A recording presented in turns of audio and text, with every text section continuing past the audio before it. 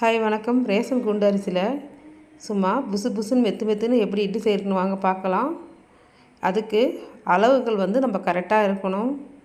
நான் இந்த அரிசி கூட நான் எதுவுமே சேர்க்க போகிறதில்ல. அவல், ஜவ்வரிசி, சாப்பாடு அந்த மாதிரி எதுவுமே நான் சேர்த்து அரைக்க போகிறதில்ல. அரிசி, உளுத்தம்பருப்பு, வெந்தயம் மட்டும்தான். இது கூட நான் வேறு எதுவும் சேர்க்க போகிறதில்ல. இப்போ புழுங்கல் அரிசி நான் 7 டம்ளர் எடுக்க போகிறேன். நம்ம இப்போ 7 டம்ளர் அளந்து எடுத்துக்கலாம். இதோட பச்சை அரிசியும் 3 டம்ளர் அளந்து எடுத்துக்கலாம். எதையும் நான் தலை தட்ட போகிறதில்ல, தலை தட்டாமல் தான் எடுக்கிறேன். இந்த அளவு டம்ளர் நம்ம எல்லார் வீட்லேயுமே இருக்கும். நீங்கள் இந்த அளவு டம்ளரில் போட்டு பாருங்கள், இட்லி சூப்பராக வரும். 7 டம்ளர் புழுங்கல் அரிசி, 3 டம்ளர் பச்சை அரிசி அளந்து எடுத்துக்கலாம்.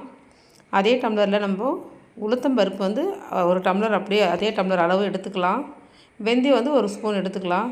இப்போ நான் காட்டுறேன் பாருங்கள், உளுந்து அளந்து காட்டுறேன் பாருங்கள். அரிசியோட அளவு எப்படி மாறுபட்டாலுமே நம்ம அரிசி அரைக்கிறதுல தான் இருக்குது. உளுந்து அரிசி அரைக்கிறது தான் இருக்குது நம்மளுக்கு இட்லி சாஃப்டாக வர்றது. இப்போ பாருங்கள், 1 ஸ்பூன் வெந்தயம் எடுத்திருக்கேன். அரிசி அளந்த டம்ளர்லேயே 1 டம்ளர் உளுத்தம்பருப்பு எடுக்க போகிறேன். நான் எப்போவுமே லூஸில் தான் வாங்கி போடுவேன். இது 1/4 கிலோ அளவு. இது அப்படியே நான் டம்ளரில் சேர்த்து காட்டுறேன் பாருங்கள். அந்த டம்ளரில் கரெக்டாக 1/4 கிலோ அளவு உளுத்தம்பருப்பு பிடிக்கும். இங்கே பாருங்கள், கொட்டி காட்டுறேன் பாருங்கள். இது நான் கடையில் வாங்கும்போதே 1/4 கிலோ உளுத்தம்பருப்பு தான் வாங்கினேன். இப்போ இந்த உளுத்தம்பருப்பு நம்ம கிணத்துல சேர்த்தாச்சு. இது ஒரு ஓரமாக இருக்கட்டும். வெந்தயத்தையும் அரிசி முதல்ல ஊற வச்சிடலாம். ஊற வச்சுட்டு எப்போவுமே அரிசி 4 மணி நேரம் ஊறட்டும். அரிசி கொஞ்சம் பிசுப்பாக இருந்த மாதிரி இருந்தது. நான் கல் உப்பு போட்டு தான் நான் நல்லா கழுவினேன். அரிசி ஒரு 4-5 டைம் வாஷ் பண்ணிவிட்டு அதுக்கப்புறம் நல்ல தண்ணி சேர்த்து நம்ம ஊற வச்சிடலாம்.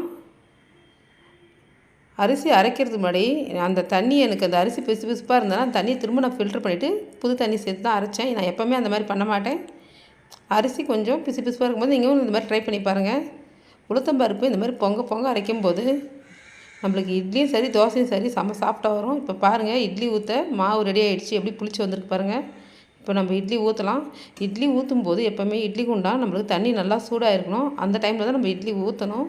அப்படி ஊற்றினா நம்மளுக்கு இட்லி சூப்பராக வரும். பாருங்கள், இட்லிலாம் ஊற்றிட்டு காட்டுறேன் பாருங்கள்.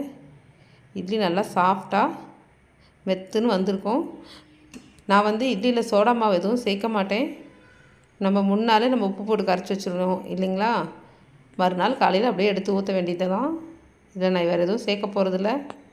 மாவு கலரே பாருங்கள், நம்ம பழுப்பு நிறமாக இருந்த அரிசியில் தான் இட்லி கழுவி நம்ம ஊற போட்டோம். பாருங்கள், இட்லி பாருங்கள் வெள்ளை வெள்ளையர்னு வந்திருக்கு. இட்லி வெந்துடுச்சு. இந்த மாதிரி நீங்களுமே ட்ரை பண்ணி பாருங்கள்.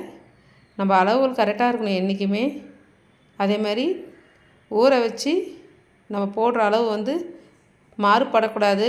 தலை தட்டினா தலை தட்டி எடுக்கணும்.